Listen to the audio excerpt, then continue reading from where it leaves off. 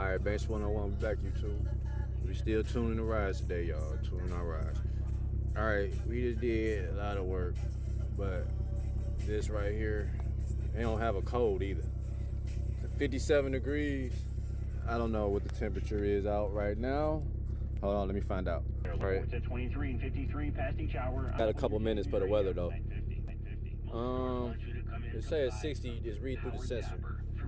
That might be right, that might not, but it's got a rough idle.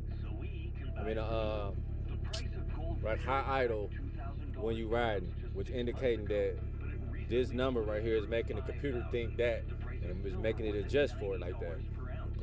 Our timing is where it's supposed to be. This number right here is not right, so we're gonna check that out when we get back to the house. Mass airflow sensor, he doing a good job reading.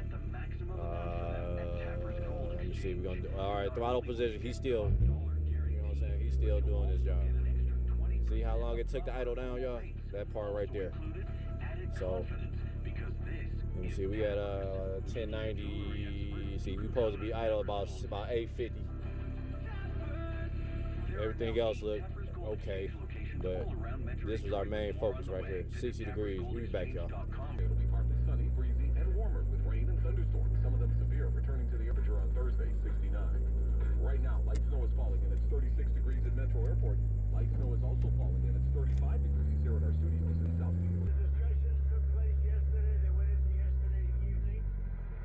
Purchases of The evap, y'all, for the idle. The evap.